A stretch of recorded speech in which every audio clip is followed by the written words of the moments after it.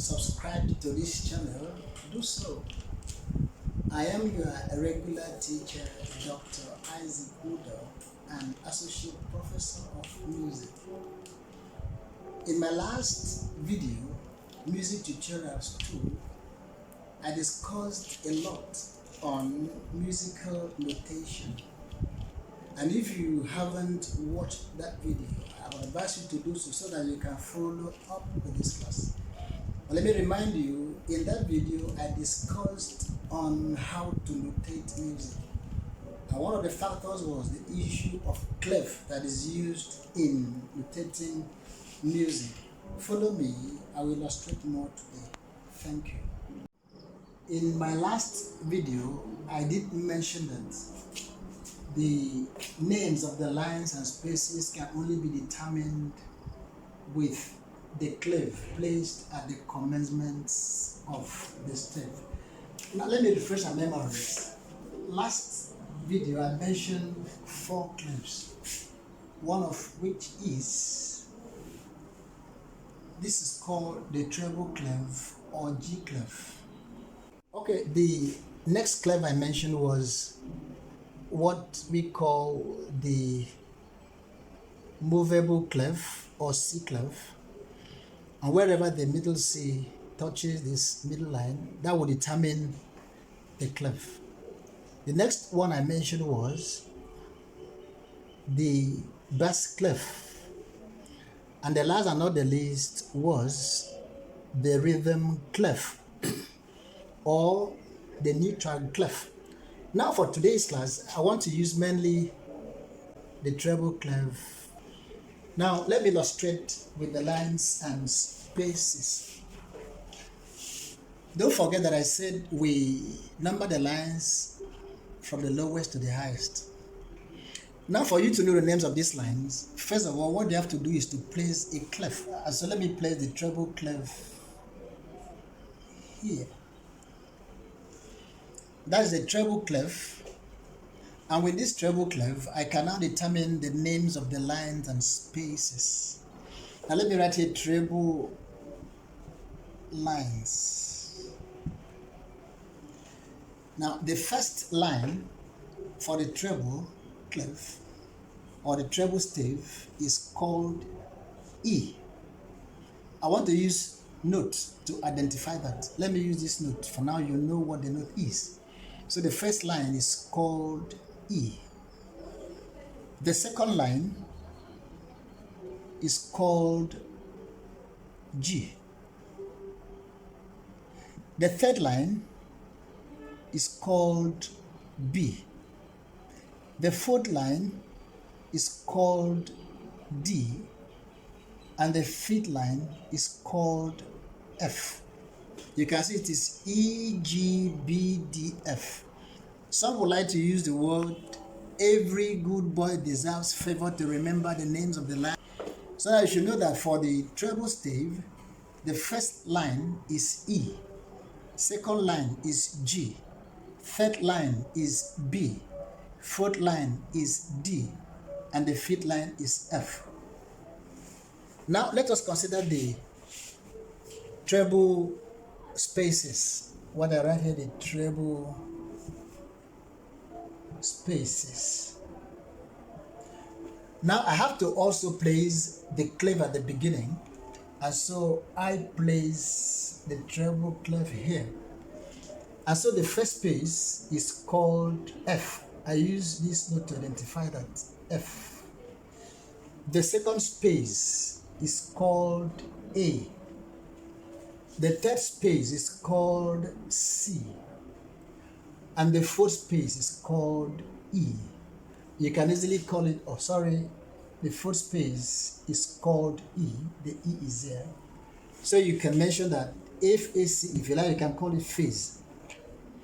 And you can discover that even though you separate the lines and the spaces, they're actually going together. For example, if you have E, you have F, you have G, you have A, you have B, you have C, you have D, and you have E. And so let's go further. There are times the music you need to play that the pitches will go either below this stave or above. And so there is need for us to think of what we call ledger lines. Ledger lines simply means extra lines. And let me illustrate. But before then, let us know the name that is immediately below the treble stave. Let me illustrate here. Immediately below the treble stave, this place is called D. And immediately after the fifth line, this place is called G. That you should know very, very well. I repeat myself, the first line is called E, second line G, third line B, fourth line D, fifth line F. You can say every good boy deserves favor. And immediately below the first line, you have the note called D. Immediately after the fifth line, you have the note called G. Now, I want to treat what we call ledger lines, that is extra lines above or below. There are times we play music or you sing, you discover that the pitches are either beyond the fifth line or lower than the first line. And so we have extra lines above and extra lines below. Now, let me illustrate what I mean by ledger lines above. Ledger lines above simply means extra lines above. I had already shown the G, that the G is here immediately after the fifth line. Now the first ledger line above is what you do. The first ledger line above is called A. And the space after the first ledger line is called B. And the second ledger line above is called C. Now let me write this. This is G. The first ledger line above is called A. The space above the first ledger line is called B.